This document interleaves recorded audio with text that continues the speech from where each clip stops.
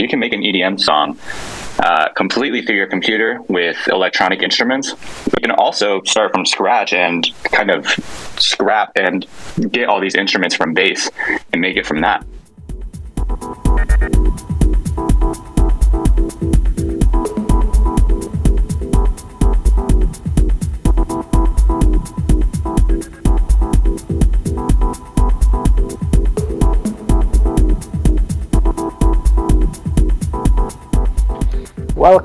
Welcome everybody on our fourth vibration. Welcome Stix, very happy to have you here. This is by Maxim speaking for RaveFaces. I am the founder and the main artist on Faces, but hopefully you already know we are gonna be much more, many more artists are going to join us and be part of the original RaveFaces collection. We are focusing on collaboration, therefore gathering artists to our circles. That's our main focus. And also welcome Aglet or Aglet. I'm not sure how to pronounce your name. Hi Armando and hi Taylor. Very nice to have you here. And Stix, is that Cameron speaking for Stix? Yeah, how are you? I'm good. Yeah, this is Cameron over at Stix. Very happy to be here. I'm excited to have this vibrations with you guys. This is your fourth vibrations?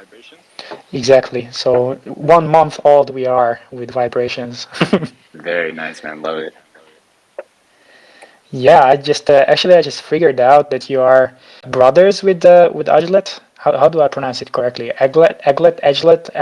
How should I do that? Yeah. So it's Aglet, and yeah, that's my little brother in real life. Hilarious. Yeah, that's super cool. He actually shared a snippet with me that I'll DM over to you for that. Mhm. Whenever you start that segment, we can go ahead and play that as well.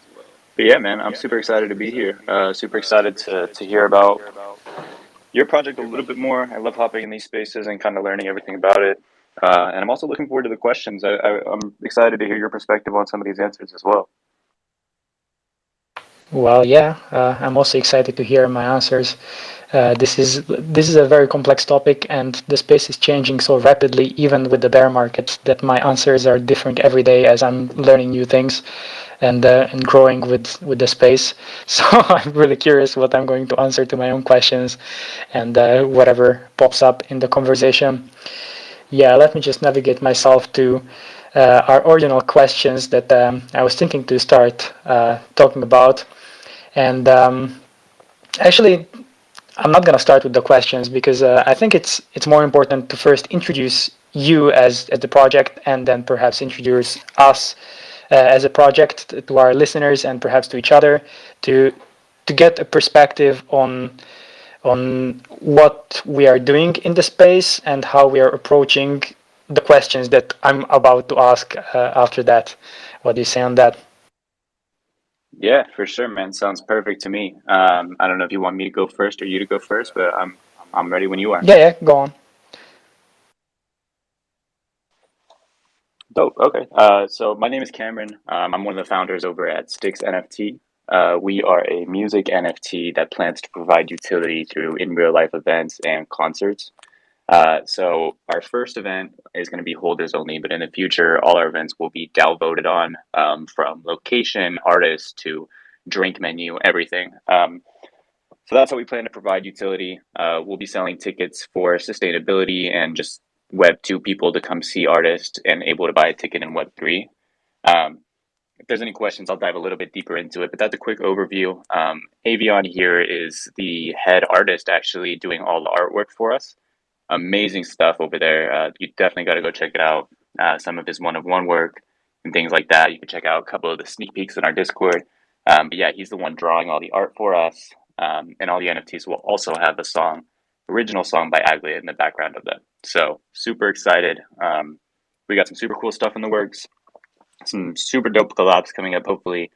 Maybe even speaking to some people like you guys and some other music NFT projects, see where we can kind of get collaborations in and see how we can work together. We're strong believers that collaboration is the way to make it in this space. So we're trying to work with anybody and everybody and just kind of bring everybody up together. So yeah, super excited. And that's a little bit about us. Awesome.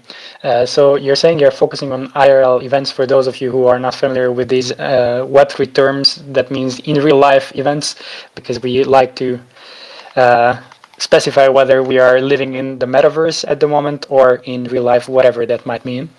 And of course, whatever the metaverse might mean. So I have a question regarding this. I want to sound like the devil's advocate just from curiosity. Why do you think that it's valuable for the average Joe that he can, or not just like as a one person, but as perhaps a community, that they can come together and perhaps book an artist and get the drink menu and however throw the party. Obviously, this just in general sounds really cool that you have a budget for that. But if we are thinking about the NFT space, obviously most of the people for now are concentrated in the LA area and the New York area, I guess, and you're in California if I'm correct. But so, like, if there are people joining from all over the world, how would they throw a party in real life?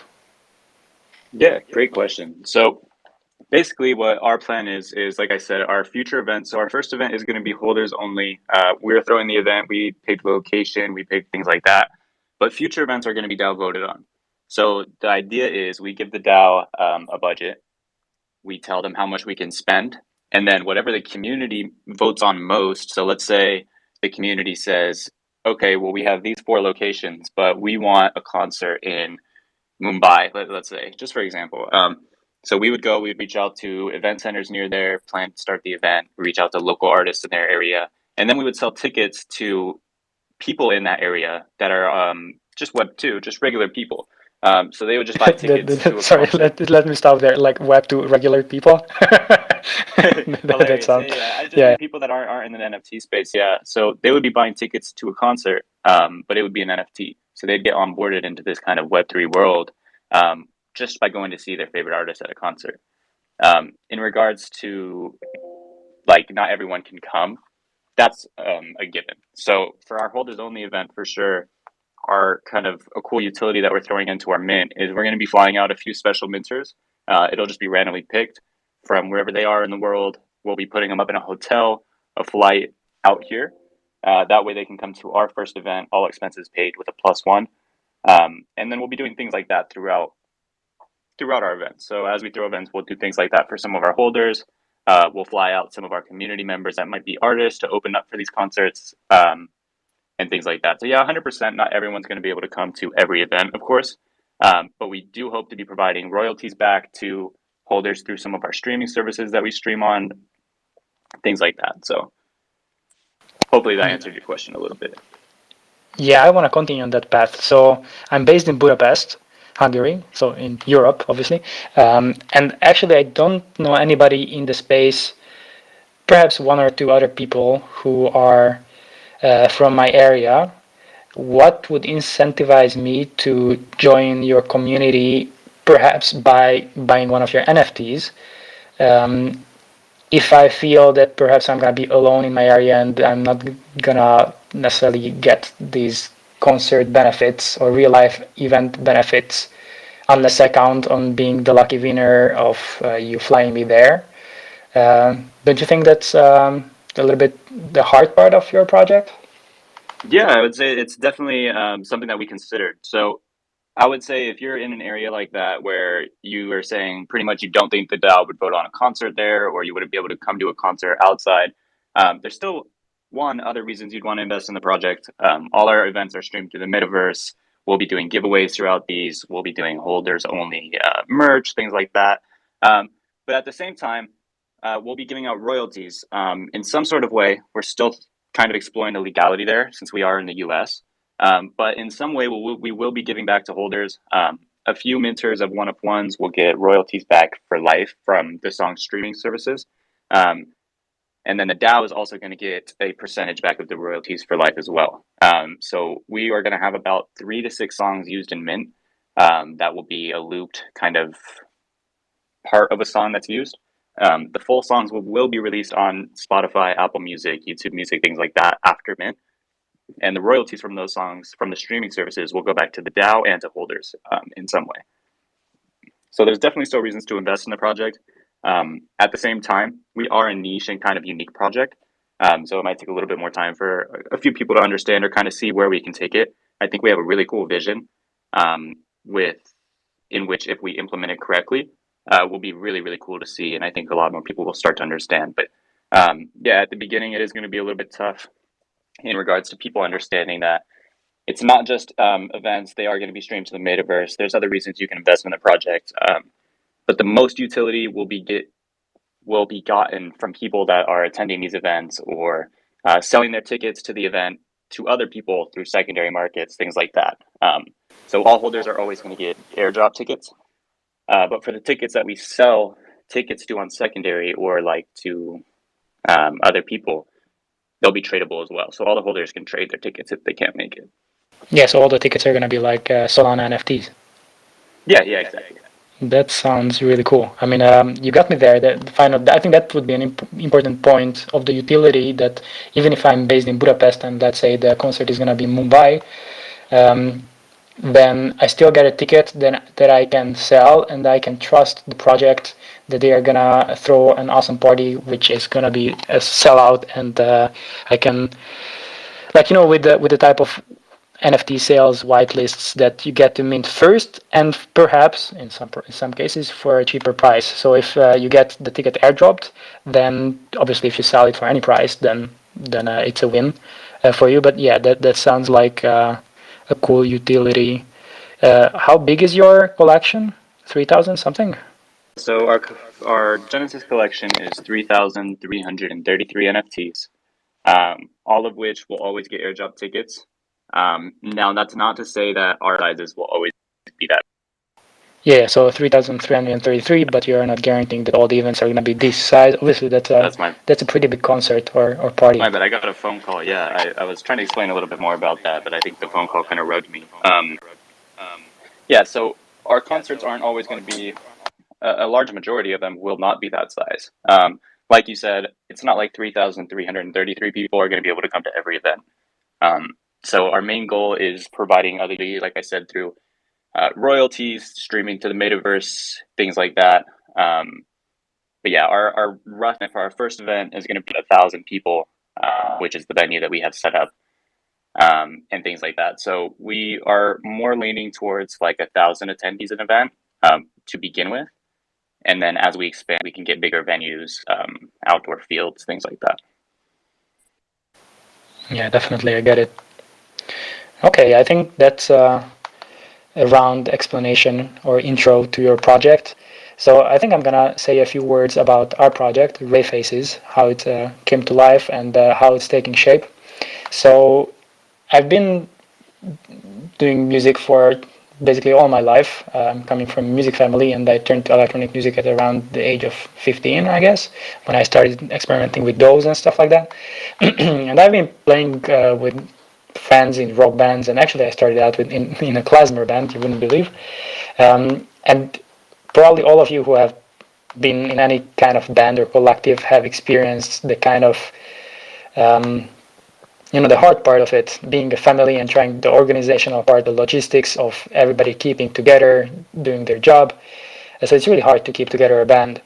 And so I've gone solo with my act, Psyporn. And right now there are things that are easier, there are things that are harder, obviously. And but I've found myself in a place where there's a lot of electronic musicians / producers, however you prefer to be addressed, and they're keen to collaborate, but there is not really a platform for them to do so. To give you an example, I had my release party, an album release party, a couple of years ago, and then there were other artists that we invited to the party. It was like a mini festival, and then they were like friends at first sight. Some of them I knew earlier, some of them got to know there, and they were like, oh man, collaborate. And obviously I was hearing these from other artists as well, that on each time they're meeting, they are in love first sight and they want to collaborate.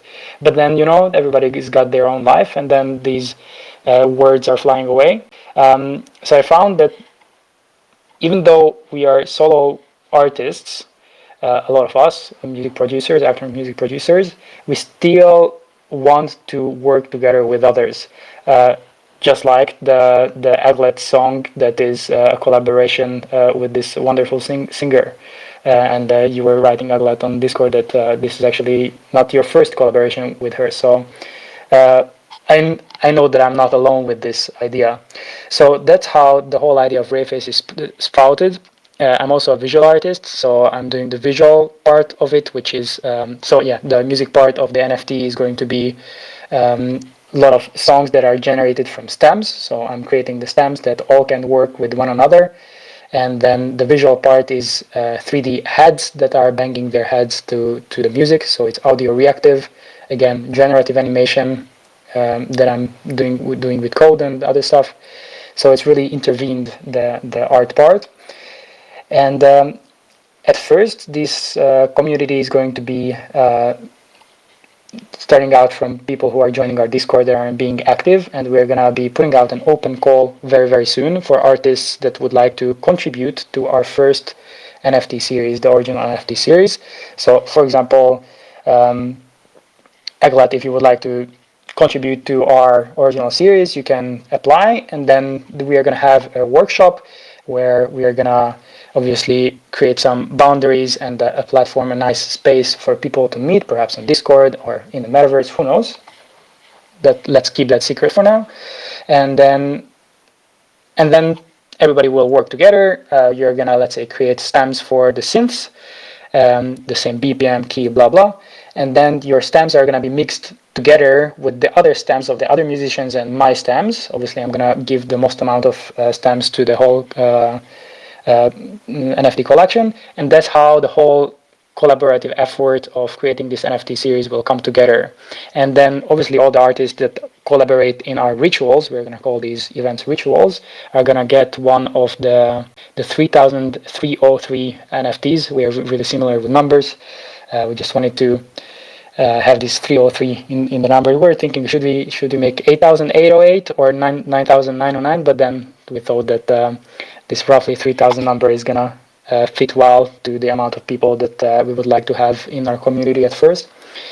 And yeah, we are also going to have utility to our NFTs, so it's going to be a closed/exclusive community, mainly focusing on collaboration. So we are going to have multiple rituals after our mint, and that's going to be only for the NFT holders. But of course, there's going to be other utilities which I'm going to speak about later or perhaps another time, including royalties or so on and so forth. But yeah, that's roughly our project. Our main focus is collaboration of visual artists and musicians/producers. So that's what we are here for in Web3 and in the NFT space. And I'm going to stop there. If anybody has any questions, including Stix or any of the listeners, you're very welcome to raise your hand and I can give you the speaker role. I have a quick question. So you mentioned about the workshop, how a bunch of different artists can kind of collaborate, bring their own stems, things like that. And then the artists that were chosen, you said they get a RaveFace NFT. That's like the kind of like the incentive or compensation type thing. Exactly. So they get an NFT, which obviously they can hang on their virtual wall if they choose so. But this NFT is going to give them the utility of to be a part of the community. Very cool. Love it. I love what you're doing to bring artists and producers, things like this together. Obviously, we're a very big fan of music and artists and getting artists what they deserve. So I think that's really cool. Getting this kind of Web3 platform to bring artists together on the project. Very awesome. Thanks. So I'm thinking, should I jump to our questions or should I perhaps play Aglet's song? What do you guys think? Yeah, let's get a little intermission. Maybe play a couple songs. Yeah, okay, all right. So for those of you who are not familiar or not part of the Stix community, they are doing remix contests from time to time. This is their second one, which I have also participated in. And they have provided Aglet's stamps to his new song Infinity. And right now I'm going to play this song. I'm going to stream it from Spotify to you guys. And then later on I'm going to play my entry to the contest. Really curious what you guys will say for that. I already played it yesterday for the song camp community, and I was like super nervous showing it to them, but they had really positive and encouraging feedback. So yeah, really curious what you guys will say. So this is gonna be Infinity from Aglet. You keep saying that our ending's in your sight. Well, I guess I must be blind. 'Cause all I see is that the future's shining bright. So come with me, I guarantee we'll take it to infinity. I believe in you and me. We'll take it to infinity. Ooh, ooh. We'll take it to infinity. Ooh, ooh. We'll take it to infinity.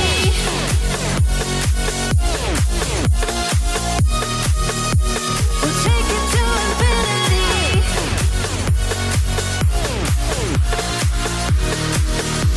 We'll take it to infinity. Like a circle's got no end. Always on my love, you can depend. When nothing else is making sense, on my shoulder you can lay your head to rest. So come with me, I guarantee we'll take it to infinity. I believe in you and me. We'll take it to infinity. Ooh, ooh. We'll take it to infinity. I believe in you and me. We'll take it to infinity. Ooh, ooh. We'll take it to infinity. Ooh, ooh. We'll take it to infinity.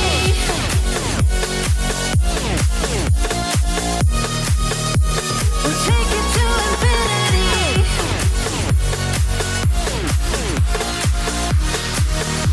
We'll take it to infinity. Come with me, I guarantee.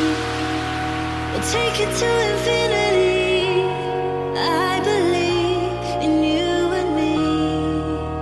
We'll take it to infinity. I only wish that you'd see how I see. I believe. All right. So taking you to infinity of Web3, that's our next stop, infinity in Web3. That's a really awesome song. Aglet, would you like to say a few words about the song? Feel free to raise your hand if you do so. Um, Otherwise, I guess we're just going to continue. Perhaps, Cameron, you can say a few words of how your team is coming together. You are there, Aglet and you are brothers.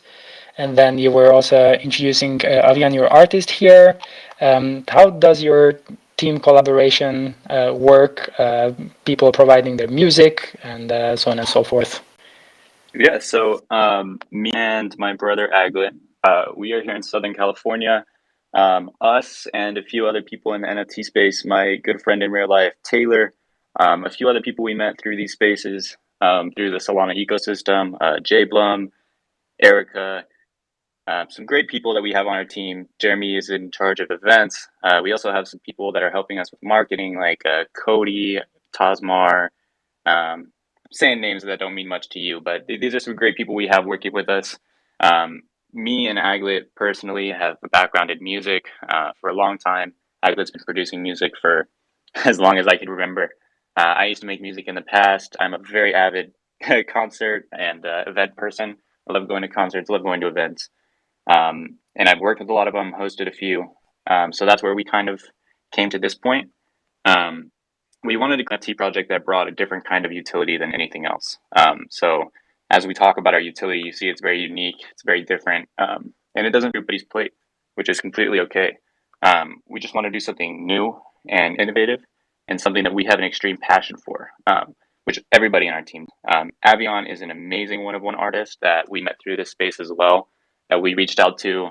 We were talking back and forth a bit about some mock-ups, things like that, and he brought us more than we could ask for, something amazing. I'm not sure if he has a second to speak on a bit on the art or if he wants to, but a much better explanation there. Yeah, Avian, actually you are a speaker already, so feel free to say or add to the conversation.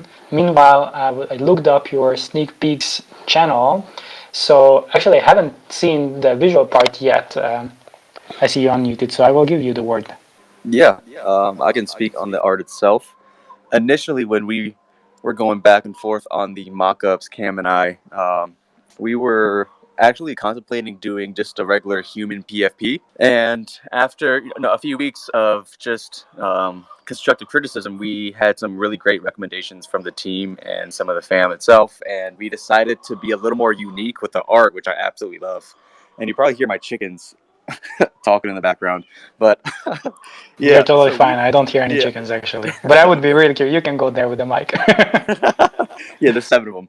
But we decided to move in a more unique direction that wasn't human PFP based. And as you can see from our sneak peeks, we got some really good recommendations to do something more music related.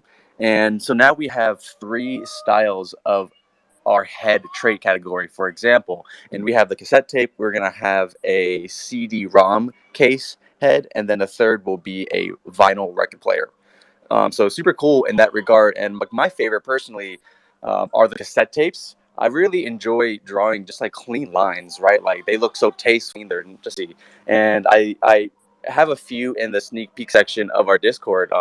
You can visit the Stix Twitter page, and there are a few posted on there as well. But yeah, I really dig the route that we took. And for the record players itself, I also chose to just have a little fun with the record vinyl player itself. And then we also have records that are going to be unique for each record player that will be randomly generated too. So we're going to have a plethora of just different head trait categories. And again, with the bodies itself, we're going to go with more so of a jukebox vibe, a little fun, a little eccentric, and a little unique. So I think it just like contributes to the overall uniqueness of the project itself, how we're delivering really cool IRL music utility, but also the itself is a little different than the usual NFT right facing PFP project. So I think overall I just wanted to have some fun with the project and contribute to how Stix is going to change the game in terms of IRL music NFT projects. Awesome. I'm checking them right now in your Sneak Peeks channel, and they really look cool. I'm really happy to have these smiling cassettes looking at me. One part that I particularly like is that you're using the how do you call these circular parts of the cassette, which is the moving parts for the eyes. All my teenagerhood and childhood, I've been like drawing smileys from random things, just like. Also mechanical things like cassettes and like having on old radio of my grandpa, pulling it together to parts and then just putting a composition of a head. So it really resonates with me. A thought that came to me is that other than not being the regular normal, I really like the word that you use, normal PFP project, which I can totally relate to. There are a lot of these people nowadays who look back to the cassette days or vinyl days or what have you as like those were the days. And then here we have Web3. We are like going out of control regarding reality. We have to differentiate IRL and metaverse and stuff like that. And then maybe this can give them some kind of connection to Web3 that they can identify with some of their hobbies or their mania. There are these people who, I don't know if that's a good word, but my dad definitely has like thousands of cassettes and CDs. And whenever he's moving, we have to like pack for hours for his cassettes. So yeah, that's just like a fun part of it. Another thing that came to me is that so you have these old school players. what about 2022? What if you added something that perhaps Gen Z person could resonate with, just like a Spotify play bar, or I don't know. What would that be? Even if you're just contemplating, what could it look like? Right, right. Yeah. Uh, hmm. When I think about that, when I think of more like contemporary modern day musical instruments, um, you know,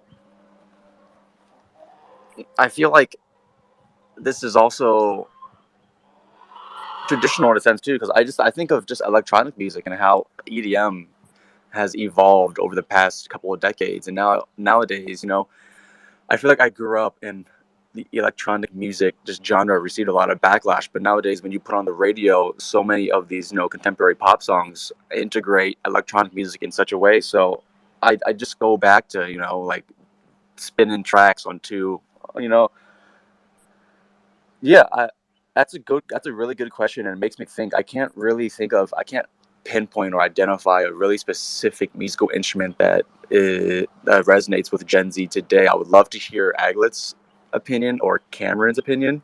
You know, Yeah, I think that's unfortunately Aglet we're at work right now, and I took immediate little time to speak. So Aglet's not gonna be able to speak, but definitely relaying what he's thinking as well. That's a dope ass idea. To be honest with you, I don't think I'd ever even thought of that. Aglet just sent me over a message, and he was like a DJ controller or a B pad is something he was thinking might be sick that would resonate a little bit more with that space. To that sense, again, I'm thinking like kind of just like a media player, like how SoundCloud shows you as it's playing, or even as a speaker, kind of shows you the little wavelength. Something like that might be doable, or in that sense. So that's something we never thought into in that sense. Um, but it also comes back to all these, even if they're made electronically, come back to real instruments.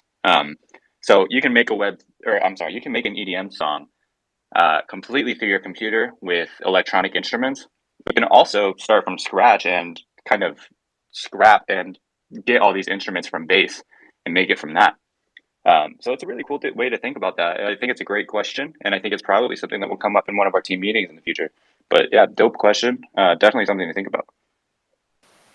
Awesome. Yeah, the way I approach this is that, okay, what are PFPs?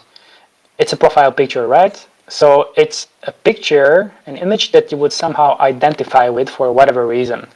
I think it's an interesting topic. I mean, personally, for me, it's an interesting topic because, when I came to Facebook, I was really late with that because I was a rebel of not wanting to join social media. I wanted to meet my friends IRL, when I was a teenager. And then everybody was on Facebook. I had to join Facebook at one point.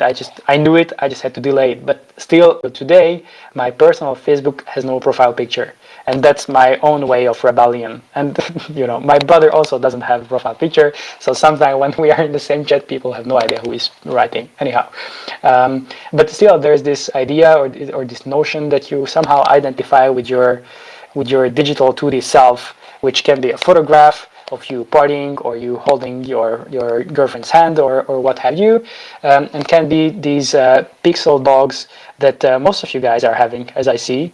And what does that mean? What does it mean to identify with a pixel dog wearing headphones and having some music coming out of the headphones? It means obviously to be in a particular community, let it be web3, let it be a particular NFT project.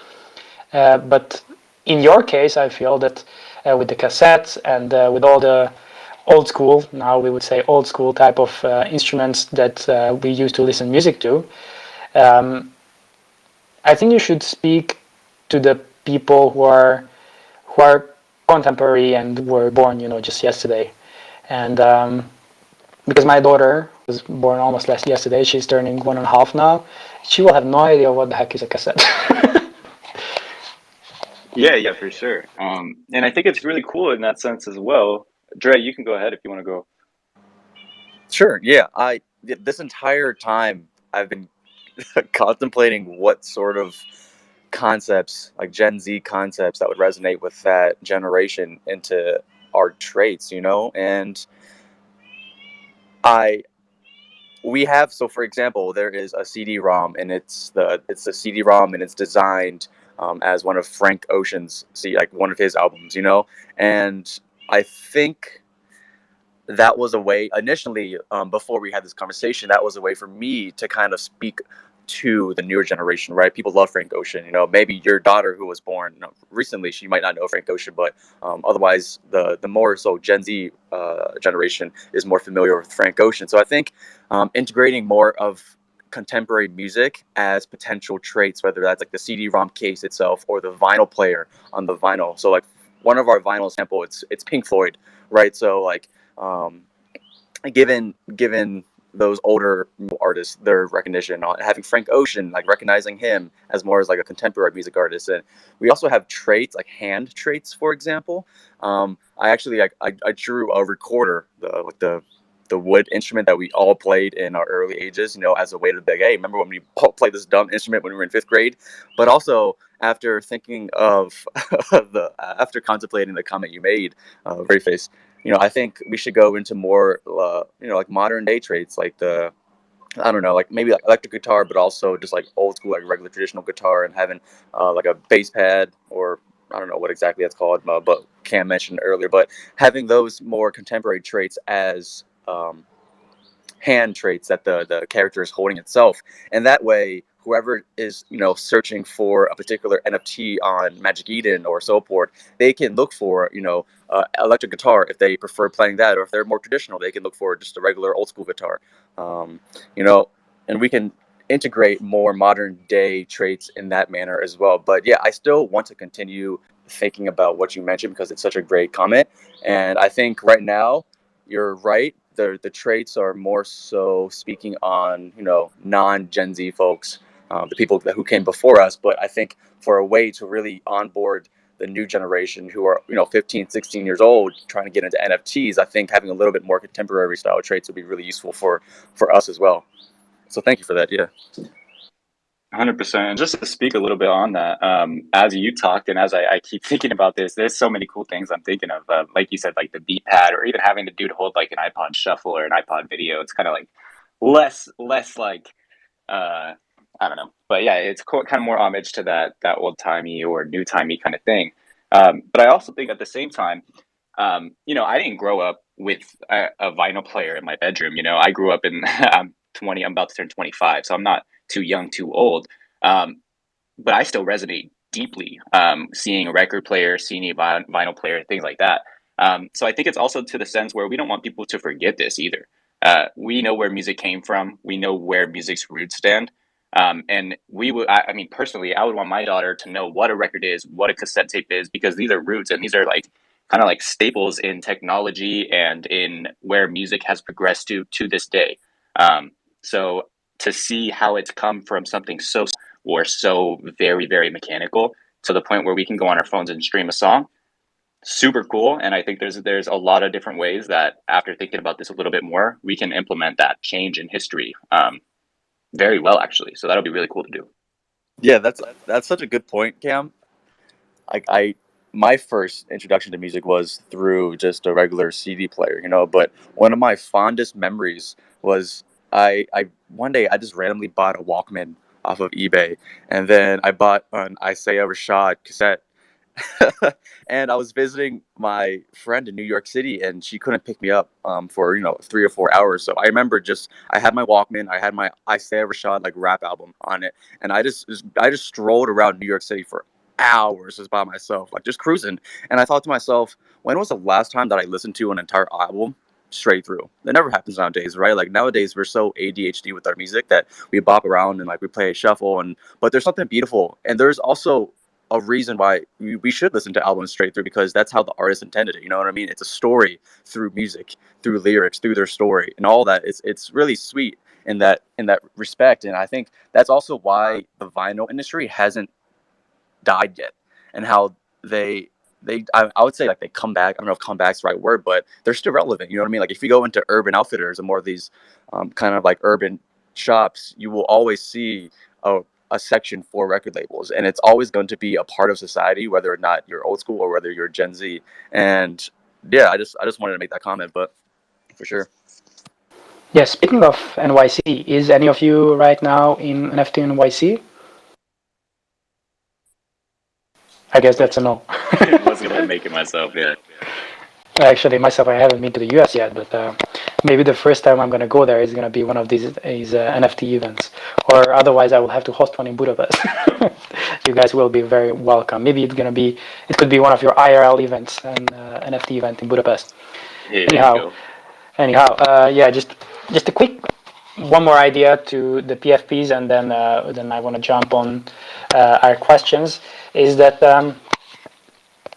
yeah, just how we identify with the image that we put out as a profile picture, even on Twitter or Facebook, or for some people, Twitter is just like a fantasy handle. For some, it's their real name. So for some, prefer their real identity, visual identity. Some prefer, some kind of art for that. But as you were saying, Avian, you were bringing it up that people could actually like browse through your library and then choose something that they can identify with. Let it be a guitar or what have you type. On our part with RaveFaces, we've been thinking about this, and a very important value that we want to promote in our community is being inclusive. And I recently put out a post on Twitter on some of our ideas with that, and I'm going to reach out to some of the LGBTQIO plus communities on Web3, is that right now you see a head model, which is actually the first model that I started with as my profile picture. But actually we have three of them. We have one that is a woman, we have one that is, say, non-binary, that could be has more feminine features, has also manly features, but some, identify with it if you are not feeling like belonging either of those two binary groups. And then we also have a man, kind of 3D model. And then, so just wanted to add that our project is also kind of thinking about that, of how you can identify with the profile picture that you have. But yeah, I just wanted to add this to the conversation. And I think this would be a good time to actually jump to our topic. We are going really long with these awesome conversations, but let's really dive to some of the more formal questions of today, what I'm eager to hear your opinions on. And our first question is Web3 just NFTs or something more? Do you want to start? Yeah, sure. So my personal answer to that question would be it's so much more than NFTs. Um, Proof of ownership, I think, is a big thing in Web3, and I think when we say Web3, we kind of just pool all of all of these things together. But when I think of Web3, I think of things like locked websites you can't get into without a wallet, things like metaverse, things like proof of ownership, you can track things back, and things like that. My take on it is in a few years, most NFTs are just JPEGs will be going to zero. And that's just my opinion. But I do think the NFT in terms of smart contract or in terms of proof of ownership is going to be huge. My personal expectation is to see movie tickets, concert tickets, all of these things be NFTs in the future. Just because it's simply easier and you can prove ownership so much better, something you can't do right now. So is Web3 just NFTs? I guess my answer is yes and no, but largely no. It has a very big sense of finance, crypto. I mean, there's DeFi. There's so much more to it than just NFTs. Why do you think ownership is so important in the digital space? Mainly because of bad apples, people that don't like to see other people win. I think proof of ownership makes it easier to show people that you, especially in sense of art, but when it comes to things like tickets, um, let's say you go to the movies, you go inside, you hand them your ticket, you get your ticket back, you go to the back, you hand your friend your ticket, he goes in, so on and so forth. With a smart contract or proof of ownership, this is impossible now. So you go to a concert or the movie theater, you give your ticket, it's scanned, and it shows on the blockchain that your ticket was scanned and that you're in there. So whether you get a wristband or there's no reentry, whatever it is, it's a way to show that you own it, you've already been inside, and that it's non-transferable. Which in my what I think is going to be huge, especially for things like concerts, festivals, things like EDC that have these issues where you go Friday and then you go on Saturday and Sunday and you try to buy your ticket from someone outside, which I've done plenty of times. I got kicked out of EDC for rebuying a bracelet and things like that, which wouldn't be possible if I had owned it, or someone could have transferred that ownership to me on the blockchain. So it's like things like that will become inevitable and possible anymore. And it won't take large teams of security watching wristbands and all this capital that you have to put towards non-fun things and making your event better in a fun sense or something like that. You can deploy that capital into better areas. Well, they will require large teams for. Can you hear me now? Yeah, so they will require large teams for cybersecurity, because it's going to be possible, just very hard. Oh yeah, Or for who knows? sure.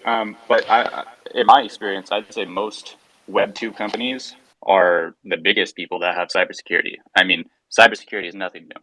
I think that's something that 100% will get harder, and you'll have to deploy capital to. But most people are already budgeting that into a business. When you're budgeting a business, cybersecurity is a big thing that you come into. So I don't know if it'll take too much stray off it. But yeah, that is a good point. Yeah, cybersecurity is an interesting topic. It's a pity that my co-founders are not able to be here tonight. They had some really important things to do because Psy Spiral and Insane Hit, they actually work and got to know each other in a cybersecurity firm. So they could definitely add to this. But anyhow, things I wanted to add is that why NFTs are important and why ownership is important. You are approaching this question, as far as I understand, from the user's point of view. So if you are a concert goer, you are the user of this product. But on the other hand, there is the person who is playing on the concert. Perhaps there is the artist who is selling a digital piece. And for the digital economy, this technology of what we call NFTs is a huge leap for being able to monetize any kind of digital item.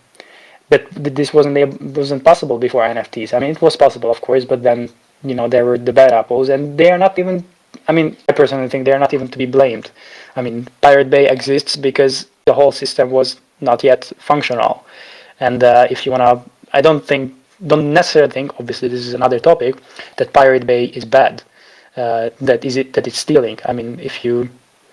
Anyways, I don't want to dig into that topic, but just another point of why NFT technology is so important, because with NFTs there won't be a Pirate Bay, at least not for, maybe there would be for the consumption of the art, because that's still free, but yeah, it's a complex topic. Yeah, another thought that came to me while you were speaking is that I was listening to a podcast from Matt Dryhurst, who is like one of the geniuses in the space. He's a big advocate for Web3. Maybe, as he calls himself, he's kind of the extremist. Have you heard of him or his podcast, Interdependence? I have not personally, but it sounds interesting. I will, as from time to time, I post his episodes on Twitter, because there's just so much learning material that what he's speaking. I feel that he's always like 10 steps ahead of everybody, and he's like interviewing like really the top people of the world. I mean, what the world means to me, at least, the top people of Web3. And anyhow, once they were talking with somebody, apparently I can't remember who, I wish I could credit them, but they were talking that the moment we won't be focusing on technology anymore in Web3, that's when it's going to go mainstream. Because when we are thinking about wallets, when we're thinking about what the fuck is NFT, non-fungible token, and what the fuck is what the fuck is fungible, and what the fuck is a token. I mean, like, I probably lost my girlfriend like 5 times in these 3 words when I'm trying to explain what NFTs are, and I can't blame her. It's not her fault, because if you were trying to explain how Facebook works on a technological level, nobody would try to apply for or Facebook or try to engage in Facebook. But the moment when you won't have to explain what NFTs are, because they are going to be secondary information to being able to use Web3, that's the moment when people are gonna not on board, but actually be native to Web3 because it's just gonna be part of their lives. Yeah, I completely agree, and forgive me, I feel like a fucking idiot sometimes when I'm on these things because I'm so all over the place that some of these questions just fly right by me. I can't believe you asked me a question about ownership on Web3, and I didn't talk about fucking artists owning their music. It's like one of the biggest fucking things I talk about all day on these things. So hilarious. That's just one of the things when I can't get the other team to be up here. But yeah, huge, obviously. Music, artists being able to have ownership over their things. I mean, I'm sure you're well aware of these 360 deals, these things where artists kind of get locked and they don't have any ownership over their music. They don't get any of the royalties. They don't get anything. It's like you're signed to a deal. You get all these music videos and things like that, but you're not getting any of the rewards from it. So Web3 and ownership in that sense is huge for artists. And that's music artists and digital artists. That's people that paint, any kind of artists alike. Ownership is huge because now you get to offer your fans community true ownership and true I guess you get kind of true monetization of your own things. Whereas in the past you don't get these things. You sell them to record labels or you sell them to music managers or music platforms, things like this. So can't believe I forgot that out. But yeah, just wanted to kind of add on there. Yeah, There's so completely many agree. things to talk about. Don't worry. I mean, a lot of times people ask me these simple questions, seemingly simple questions. They seem simple because that's what we talk about all day. But for the reason that we talk about them all day, they seem like, yeah, everybody knows it, right? So you don't need to talk about it. But otherwise, of course, that's what we should emphasize. That even though we are talking about it all day long, that we should still emphasize that artists should get paid, and that's part of the technology. But I had another question regarding this, and actually, this question popped up to me some time ago. Are you familiar with the Songcamp community and their Chaos project? I am not. So I am familiar with Songcamp a bit. More familiar with like things like kind of like DistroKid, Bandcamp, and those kind of things. But I am familiar with Songcamp. That project, though, I have not heard of. I would love to hear more about it. All right, so just briefly, Songcamp is like almost a year old community in Web3. They are organizing camps for artists, so it's one of the core inspirations for RaveFaces.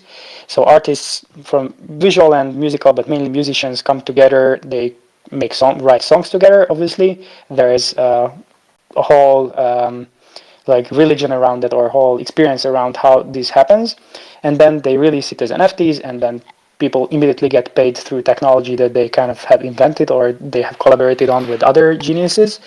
And yeah, their last camp was Chaos, and it just finished a week or two ago when they released something like 20,000 NFTs, and it was just a crazy fucking festival how they all did it, and they really appreciate those guys. I wish I could have been part of that collaborative effort. Anyhow, so here goes my question.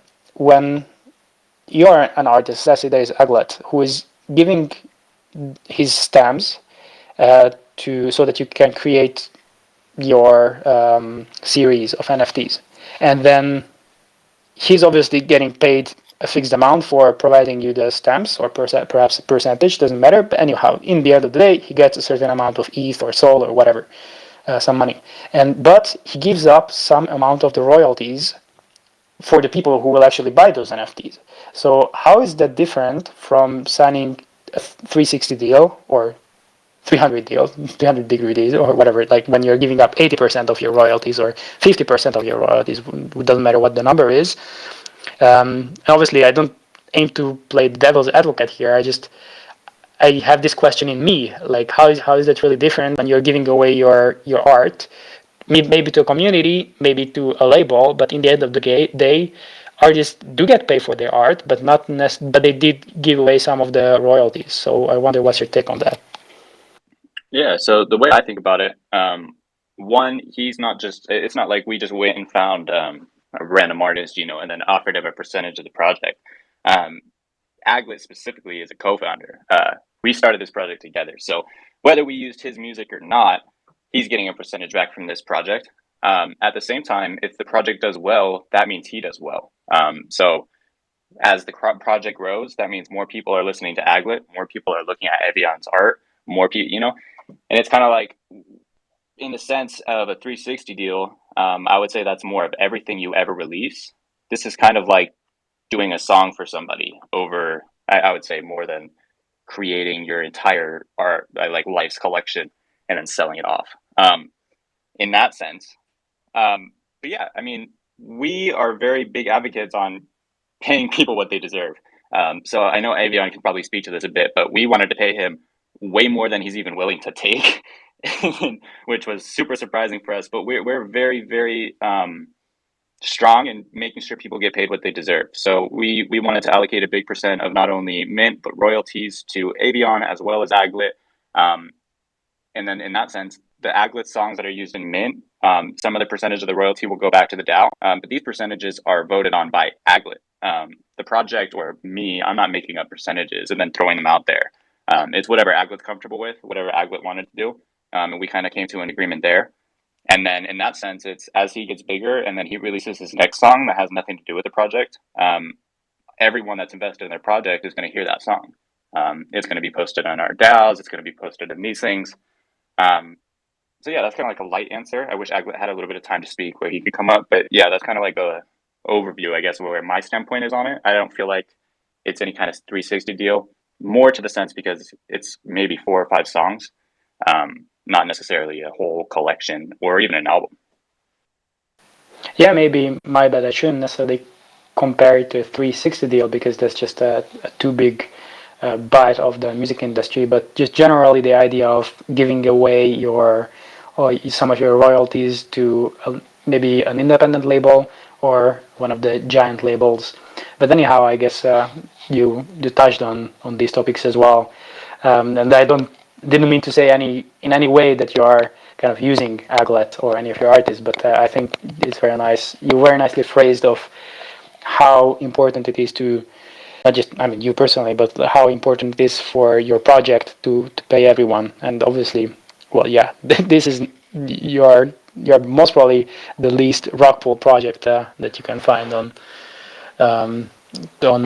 Twitter right now, at least from how you guys are speaking about the project. So I'm really curious of how our ways are going to collide in the upcoming days and weeks.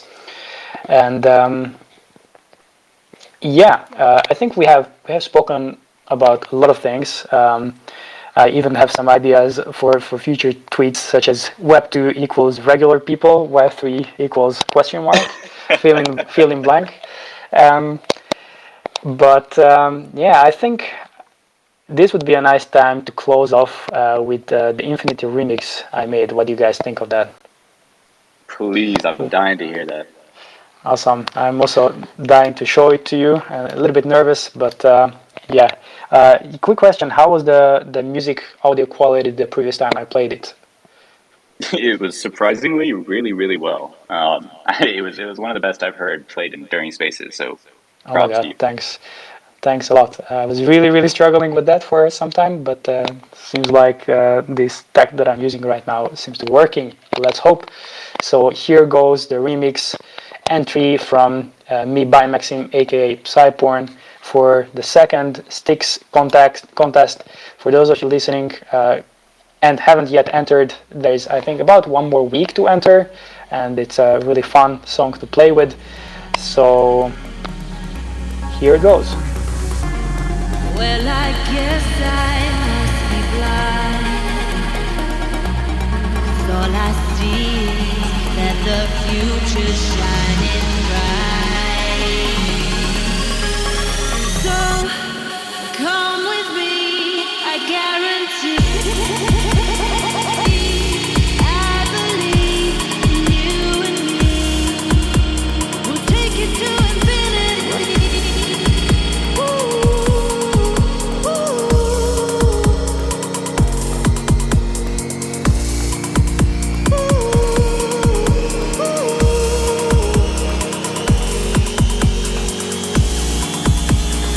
Come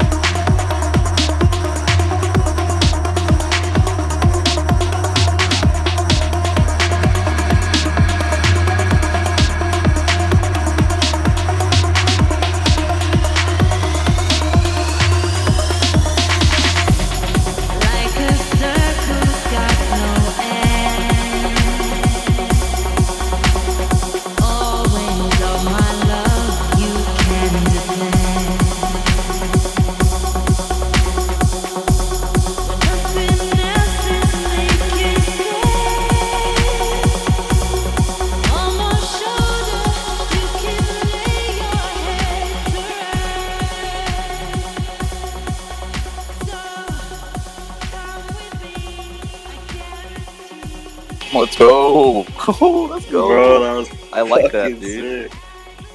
Thanks, man. Yo, the transitions, that was fire. Yes, yeah, I totally agree. Throughout the entire song, it gave me like different, like I digested different genres. Like I felt like it was like chill house, deep house, like feature bass.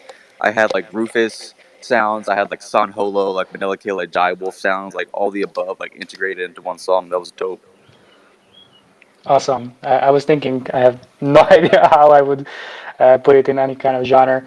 And while I was listening, I was like, at one point, all of us producers, the main thing that we worry about are two things. One is the sub bass. The second one is the snare sound.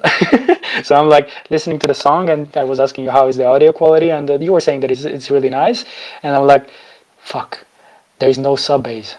And then, like halfway to the song, I realized that my earphones. I was so deep into the conversation that we were having that my earphones are halfway out of my ear. That I plugged it in, and oh, okay, there's sub bass. All right. Bro, that was yeah, definitely need a link to that. I I think it's so cool to hear these remixes, and I just want to speak a little bit for Aglet as well because he just messaged me saying how it is to hear all these different remixes and shit. He said he loved it. But yeah, dude, this is just fucking awesome. This is exactly what this is about, and I hope community grows. We can hear like more of these. But that was something that I would have never expected to hear. The way you made that was so cool. I've never heard anyone make something like that. It's kind of like you produced your own mix, and that's fucking awesome. Like Dre said, there's so many different like genres that I could pick up that it was like every transition was kind of like a different genre, and that's one of the coolest things I think I've ever heard someone do while producing music. So shout out to you. Major props. Love the remix, man. Thanks a lot. So yeah, I just cannot speak now. Thanks a lot, man. Anyhow, I think these are going to be our closing thoughts and closing beats for today. It was a pleasure having you, and I think we're definitely going to continue these collaborations on Twitter as well, but on other dimensions of Web3 and Web2. Really looking forward to that. Thank you, Avian, for speaking, and thank you, Aglet, for your amazing song that I was able to remix. It was a lot of fun doing it. So, yeah, thank you guys for being here, and see you next time. Yeah. Hey, thanks for having us, RaveFaces and Bimax. We really appreciate it, man. It was great being here, and it was a great conversation. Thanks so much. Appreciate it. Awesome conversations. Great meeting you, and I can't wait to continue building this relationship. Awesome. See you next week, same time. Every week we are having vibrations. Next week we are going to have another special guest.